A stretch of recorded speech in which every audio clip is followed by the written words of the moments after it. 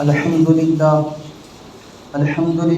كفى وسلام على عباده الذين اصطفى اما بعد.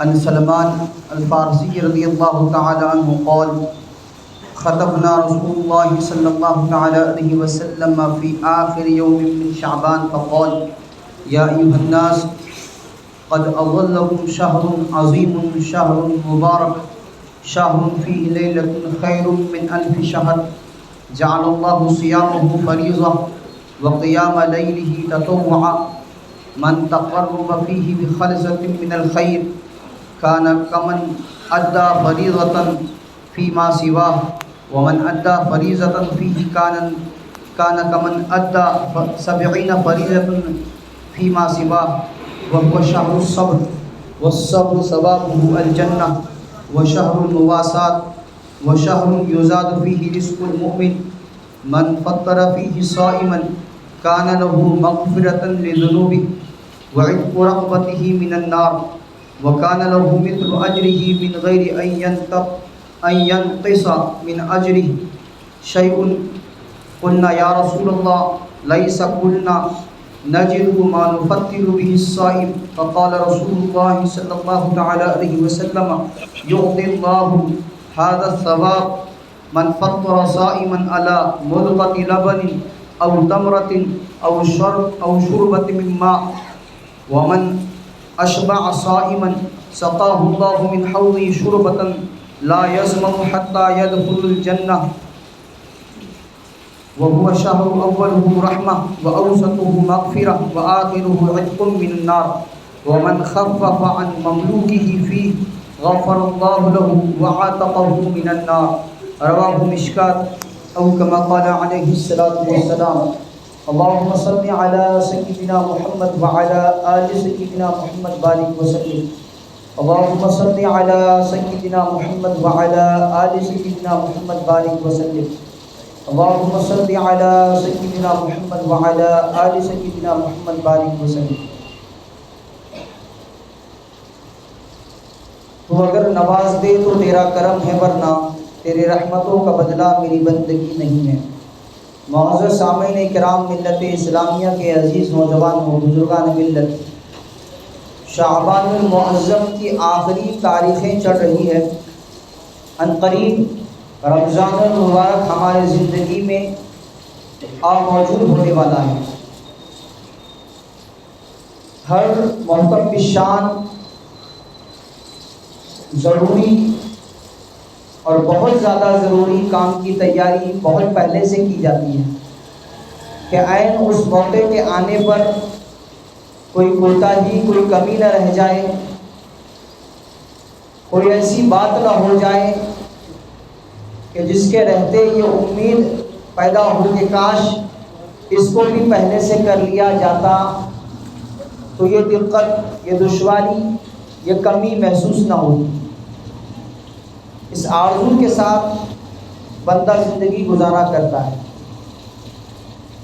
اور وہ تیار رہتا ہے ہر اس آنے والے بڑے مرحلے کے لیے، پہلے سے تیاری میں جڑا رہتا ہے. تو رمضان المبارک جو تمام مہینوں کا سردار مہینہ ہے، پورے سال میں سب سے زیادہ برکتوں والا، رحمتوں والا، عظمتوں والا، اللہ جل جلالہ و من والہ کے تقرب والا، اللہ کی رضا کو بہت جلدی پا لینے والا مہینہ اللہ تبارک و تعالی ہمیں نصیب فرمانے جا رہے ہیں. تو اس لیے اس مہینے کی آمد سے پہلے، اس مہینے کے آنے سے پہلے ہمیں اس کے لیے تیار ہو جانا چاہیے اور ہم اس کام سے فارغ ہو جانا چاہیے جو کام ہمیں رمضان المبارک کے مہینے میں عبادتوں کے کرنے سے، اللہ کے اطاعت کے کاموں کے کرنے سے مانع بنے، رکاوٹ بنے. ہر اس کام سے فارغ ہو جانا چاہیے، چاہے وہ جس لائن کا کام ہو، ہماری دنیاوی ضرورتوں کے لائن کا کام ہو، گھروں کی زیب و زینت کے لائن کا کام ہو، بچوں کی عید کی خریداری کے لائن کا کام ہو، چاہے جس لائن کا کام ہو، ہمیں رمضان المبارک کی آمد سے پہلے فارغ ہو جانا ہے تاکہ رمضان المبارک کا جو مہینہ آ رہا ہے اس کے لیے ہم تیار رہیں عبادتوں کے لائن سے، اطاعت کے لائن سے، اللہ کی فرمانبرداری کے لائن سے، اور ہم اس کام کو آسانی کے ساتھ ہم کر سکیں جس سے اللہ کی رضا، اللہ کی خوشنودی ہم کو مل سکتی ہے۔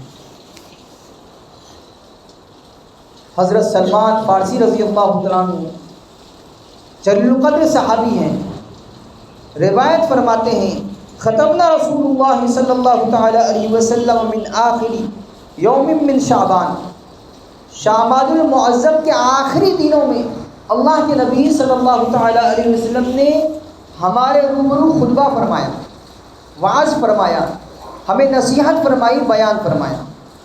فقال، اور آپ صلی اللہ تعالی علیہ وسلم نے ارشاد فرمایا، یا ایھا الناس، اے روئے زمین پر بسنے والے انسانوں، قد اظلکم شہر عظیم، ان قریب اللہ تبارک و تعالیٰ تم پر ایک مہینے کو سایہ فگن کرنے والے ہیں، ایک عظیم مہینے کو سایہ فگن کرنے والے ہیں، ایک مہینے سے تمہیں سرفراز کرنے والے ہیں، ایک مہینہ تمہیں نصیب کرنے والے ہیں۔ شہر مبارک، مبارک مہینہ ہے جو آنے والا ہے۔ شہر فیہ لیلۃ خیر من الف شہر، اور وہ جو رمضان المبارک کا مہینہ آنے والا ہے اس میں ایک رات ہے جو 1000 مہینوں سے زیادہ افضل ہے۔ جعل اللہ صیامہ فریضہ، وہ جو مہینہ آنے والا ہے رمضان المبارک کا مہینہ، اس مہینے کے روزوں کو اللہ تبارک و تعالیٰ نے فرض کیا ہے۔ روزے رکھنا فرض ہے، بغیر کسی عذر کے کسی مسلمان کو یہ چیز زیب نہیں دیتی کہ وہ جان بوجھ کر رمضان المبارک کے فرض روزے کو ترک کر دے۔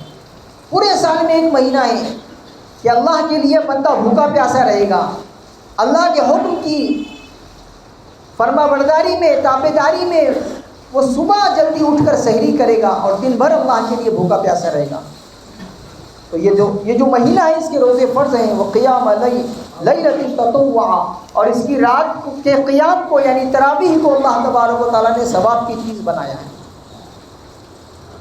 پورا سال آپ دیکھیے ایسے موقع نہیں ملتے کہ پورا قرآن شریف آپ کو مکمل نماز میں سننے کا موقع مل رہا ہو۔ ایک مہینہ اللہ تبارک و تعالیٰ عطا فرما رہے ہیں جس میں یہ چیز نصیب ہو سکتی ہے۔ پورا قرآن 27 راتوں میں مکمل سنایا جاتا ہے۔ پابندی سے آنا ہے، سننا ہے۔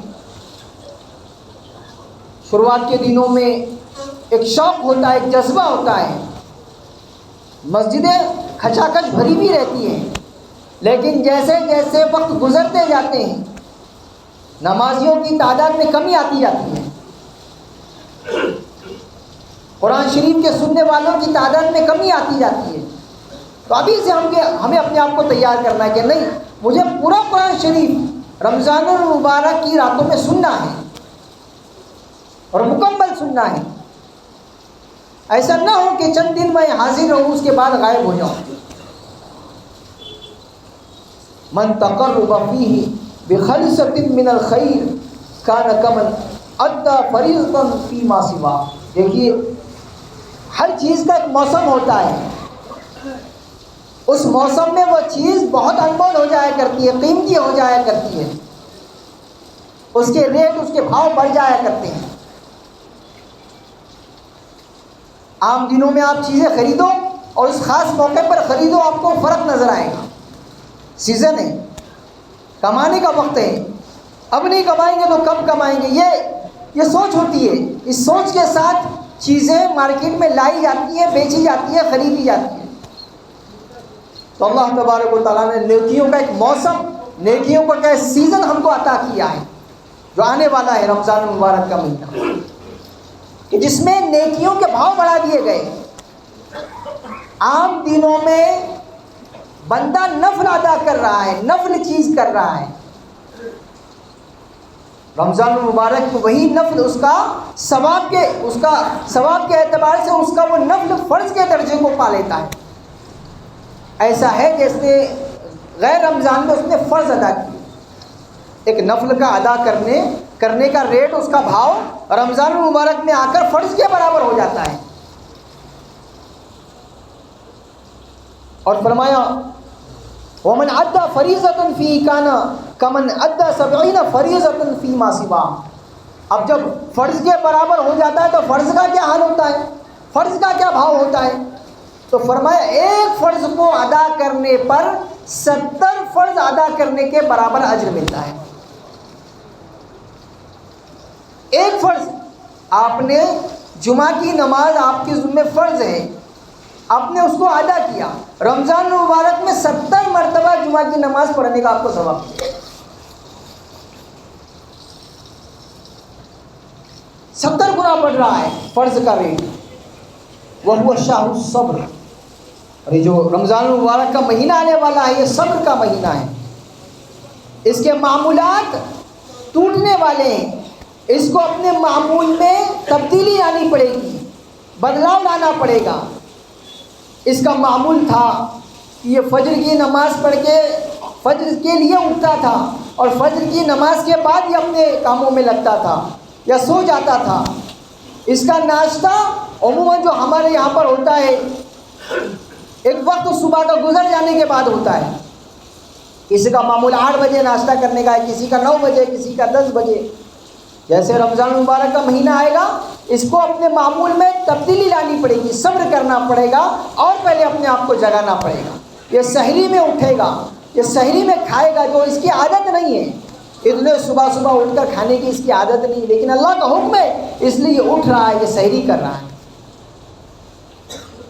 اور اس اٹھنے کو بیزارگی کے ساتھ نہیں کر رہا ہے, بشاشت کے ساتھ کر رہا ہے, دل کی خوشی کے ساتھ کر رہا ہے, اس یقین کے ساتھ کر رہا ہے کہ میرے اس عمل سے اللہ راضی ہوں گے, اللہ کی خوشنودی مجھے ملنے والی ہے. یہ صبر کا مہینہ ہے. اب جب دن بھر بھوکا پیاسا رہے گا تو اس کو غصہ آئے گا, اس میں تیزی آئے گی, چڑچڑاپن آئے گا. صبر کر رہا ہے, اپنا غصہ کسی پہ نکال نہیں رہا, اپنی بھڑاس کسی پر نکال نہیں رہا, اور لوگوں کو جتا نہیں رہا کہ میرا روزہ ہے.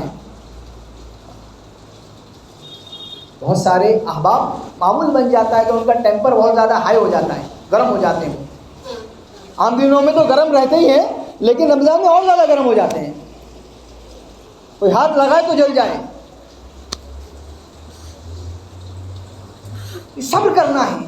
اللہ کے نبی صلی اللہ تعالیٰ علیہ وسلم شعبان المعظم کے آخری دنوں میں بتا رہے ہیں کہ یہ جو آنے والے دن کیسے ہوں گے, اس میں کیا کرنا ہے. صبر کا مہینہ ہے.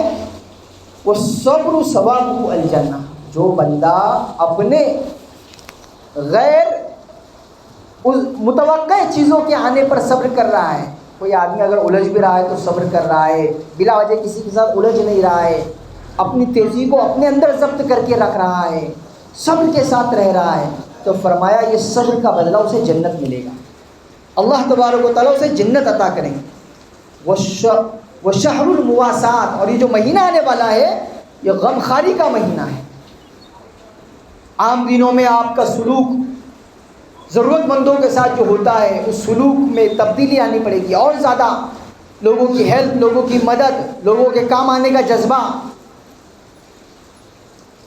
ان کے لیے ان کی ضرورتوں کا سامان خرید کر دینے کا جذبہ, اور بغیر دکھاوے کے, بغیر جتلائے کے, بغیر بتائے کے, خاموشی سے مجھے پتہ ہے کون کون ضرورت مند ہے, میں اس کے گھر اس کی ضرورتوں کو پورا کر دوں, اللہ کی رضا کے لیے پورا کر دوں, کسی کو دکھاؤں نہ, کسی کو بتاؤں نہ, کسی کو جتاؤں. وہ شہر یوزاد فیہ رزق المؤمن. جو رمضان المبارک کا مہینہ آنے والا ہے اس میں مومن بندے کے رزق میں فراوانی کی جاتی ہے, بڑھا دیا جاتا ہے اس کا رزق. ہم اپنی آنکھوں سے دیکھتے ہیں کہ عام دنوں میں جو خوراکی ہماری ہوتی ہے, جو چیزیں ہمارے دسترخوان پر آتی ہیں وہ کیسی ہوتی ہیں, کتنی مقدار کی ہوتی ہے, اور رمضان المبارک میں تبدیل ہو کر وہ کیسی ہو جاتی ہے, اور اس کی مقداریں کتنی ہو جاتی ہیں, نوعیت کیسے بدل جاتی ہے. آنکھوں دیکھا حال ہوتا ہے کہ مومن کا رزق بڑھا دیا جاتا ہے. من فطر فیہ صائما کان لہ مغفرۃ لذنوبہ. جو بندہ کسی روزے دار کو افطار کرائے, یہ افطار کرانا اس کے گناہوں کی بخشش کا ذریعہ ہے, اس کے گناہوں کو معاف کیے جانے کا ذریعہ ہے. وَعِتْقُ رَقَبَتِهِ مِنَ النَّارِ. اس کو جہنم سے آزادی دلانے کا ذریعہ ہے.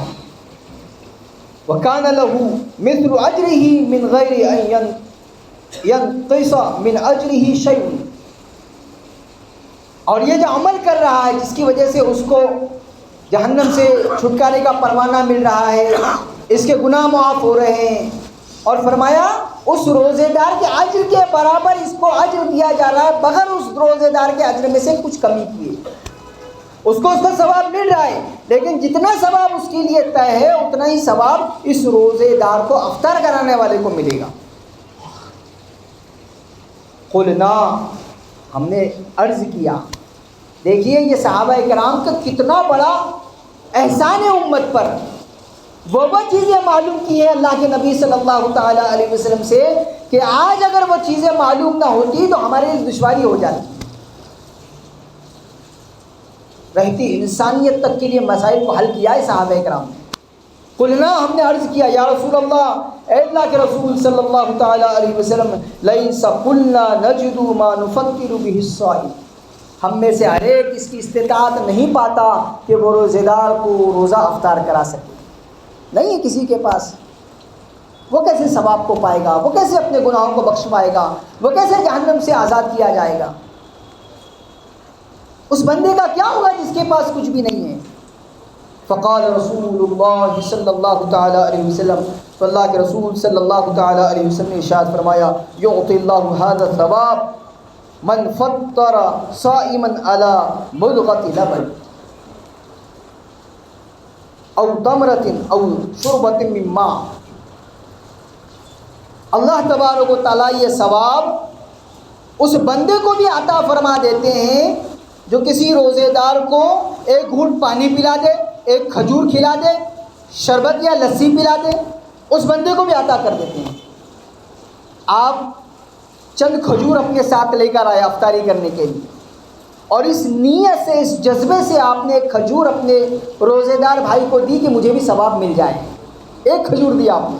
اسے ایک کھجور کے دینے پر آپ کو وہ تمام فضائل ملیں گے جو روزے دار کو مکمل روزہ افطار کرانے والے کو ملتے ہیں. کوئی بندہ محروم نہیں رہ سکتا،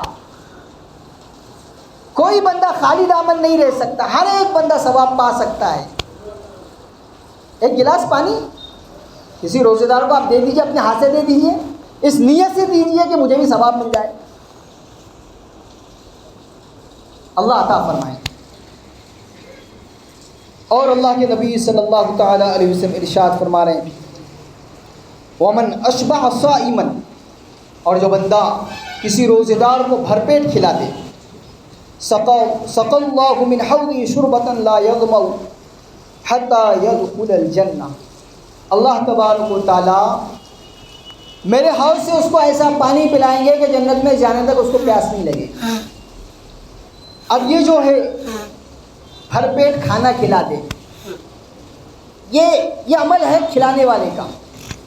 کھلانے والے نے انتظام کیا اپنا ثواب حاصل کرنے کے لیے کہ اس کو فضیلت چاہیے، اس کو ثواب چاہیے، اس کو رمضان المبارک میں نیکیوں میں اضافہ چاہیے. وہ کر رہا ہے، یہ اس کا کام ہے، وہ اللہ کی رضا کی جذبے سے کر رہا ہے. سکے کا دوسرا پہلو ہے وہ لوگ جو استعمال کر رہے ہیں، جو کھا رہے ہیں. اب جب روزے کا یہ جو مہینہ ہے، رمضان المبارک کا یہ جو مہینہ ہے، نفس کو توڑنے والا مہینہ ہے، بھوکا پیاسا رہ کر اپنے خواہشات کو دبانے والا مہینہ ہے، اللہ کی رضا کو حاصل کیے جانے والا مہینہ ہے. اس مہینے میں اگر آدمی جو آ رہا ہے وہ بھر رہا ہے، جو آ رہا ہے وہ بھر رہا ہے، تو کیا ہوگا؟ وہ جو اصل وجہ تھی، مقصد تھا رمضان المبارک کے آنے کا، اس کی آمد کا اور روزے کی فرضیت کا، جو مقصد تھا وہ حل نہیں ہوگا، کیونکہ اس نے صرف وقت کی تبدیلی کر دی ہے. ورنہ یہ تو عام دنوں کے حساب سے زیادہ کھا رہا ہے. عام دنوں میں بھی نہیں کھاتا تھا، اتنا کھا رہا ہے، تو مقصد ٹوٹ جائے گا. تو اس پہ بھی دھیان دینا ہے. جو لوگ انتظام کر رہے ہیں وہ اللہ کی رضا کے لیے کر رہے ہیں، نیکی حاصل کرنے کے لیے کر رہے ہیں. لیکن جو لوگ جن کے لیے انتظام کیا جا رہا ہے ان کو بھی سوچنا ہے، وہ روزے دار ہیں، کہ میرے روزے رکھے جانے کا مقصد کہیں فوت نہ ہو جائیں، کہیں مقصد روزہ سے میں بھٹک نہ جاؤں، رمضان المبارک کی جو آمد، اس کے جو فوائد، اس کی جو برکات مجھے ملنی تھی، میں اس سے کہیں محروم نہ ہو جاؤں، اس پر بھی نظر کرنے کی ضرورت ہے۔